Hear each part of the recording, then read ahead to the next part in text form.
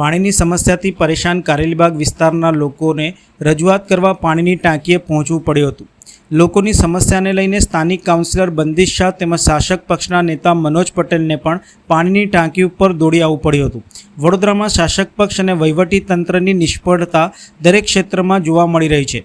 પ્રજાની પ્રાથમિક જરૂરિયાત પાણી માટે લોકોને રજૂઆતો કરવી પડે તે શાસક પક્ષ માટે શરમજનક છે અને સ્માર્ટ સિટીની પોકળતા સાબિત કરે છે।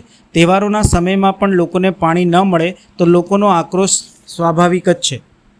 કારેલીબાગ વિસ્તારમાં છેલ્લા ઘણા સમયથી અનિયમિત અને ઓછા પ્રેશરથી મળતા પાણીની સમસ્યાથી પ્રજા ત્રાહિમામ છે।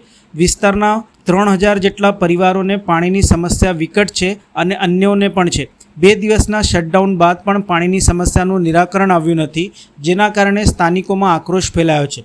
સ્થાનિકો પાણીની ટાંકીએ પહોંચ્યા હતા અને પોતાના પ્રશ્નોની રજૂઆતો કરી હતી।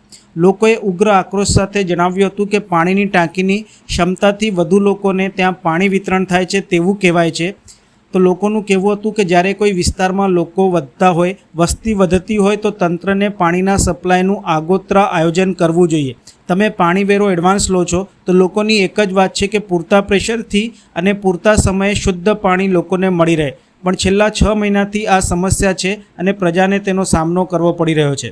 શાસક પક્ષના નેતા મનોજ પટેલે જણાવ્યું હતું કે 2 દિવસના પાણી કાપ બાદ પણ પાણીનો પુરવઠો યોગ્ય રીતે થઈ રહ્યો નથી, જેના કારણે નારાજગી છે। શટડાઉન બાદ પુરવઠો યોગ્ય રીતે થવો જોઈએ, જે થયું નથી। સ્થાનિકોને પાણીની ટાંકીએ બોલાવ્યા હતા અને અધિકારીઓ સાથે બેઠક કરીને આ મામલે નિરાકરણ લાવીશું। કાઉન્સિલર બંદિશ શાહે જણાવ્યું હતું કે કારેલીબાગ વિસ્તારમાં પાણીની સમસ્યા છે। રજૂઆતો બાદ 2 દિવસ પાણી બંધ રહ્યું, એમાં ઘણો પ્રોબ્લેમ થયો છે। ગઈકાલે રક્ષાબંધન હોય, 4 કર્મચારીઓ આવ્યા ન હતા। અધિકારી સાથે વાત કરી છે, મ્યુનિસિપલ કમિશનરને રજૂઆત કરીશું। અધિકારીએ 2 દિવસમાં સમસ્યા નિરાકરણ આવશે તેમ જણાવ્યું છે। અધિકારીએ જણાવ્યું હતું કે રજૂઆતો મળી છે, ચોક્કસથી આ બાબતે અમે તપાસ કરી પાણી પુરવઠો પૂરો થઈ જાય એ દિશામાં અમારી ટીમ એમને ચોક્કસ રિઝલ્ટ આપશે। છેલ્લા ઘણા સમયથી કારેલીબાગ ટાંકીના ઝોનની અંદર વિતરણની વ્યવસ્થાની અંદર લો પ્રેશરનો પ્રશ્ન છે।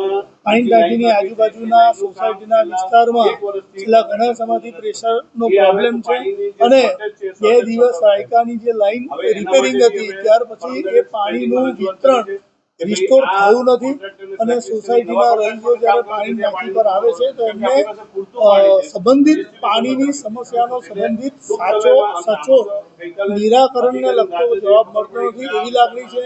હું જાણું છું કે કારેલીબાગ વિસ્તારની અંદર પાણીની સમસ્યા છે અને વડોદરા મહાનગરપાલિકા એ માટેની રજૂઆત કરી છે અને એ પ્રમાણેનું આયોજન પણ પાણીની સમસ્યાનું સોલ્વ થાય એ પ્રમાણે કરી રહ્યું છે। પાણીની જે સમસ્યાનું મૂળ કારણ કે કારેલીબાગ ટાંકીનો જે ઝોન છે વડોદરા શહેરની અંદર સૌથી વધારે ઓછામાં ઓછું 40 થી 45 MLD પાણીની વિતરણ કરવાના આયોજન સાથેનો ઝોન છે, જ્યારે સ્ટોરેજ કેપેસિટી 9 MLD હોય અને 24 કલાકમાં 18, 19, 20 વધુમાં વધુ 20 કે 22 MLD પાણી 24 કલાકમાં આવી શકતું હોય તેવા સમયમાં 40 MLD પાણીની વિતરણ માટેની જો વ્યવસ્થા કરી હોય કે વિતરણની જવાબદારી લીધી હોય તો ચોક્કસપણે સમગ્ર વિસ્તારની અંદર આ સમસ્યાનો સમસ્યા થાય અને એ સમસ્યાનું નિરાકરણ માટે છેલ્લા ઘણા સમયથી અમારી રજૂઆત છે, ઉપરના લેવલની અંદર પણ રજૂઆત છે। પણ આ પ્રશ્ન જે અત્યારે થયો છે, જે લોકોની લાગણી છે, એ લાગણીની તમામ વસ્તુઓનું નિરાકરણ આવે એ પ્રમાણેની મિટિંગ કરી છે અને એ પ્રમાણેનું આયોજન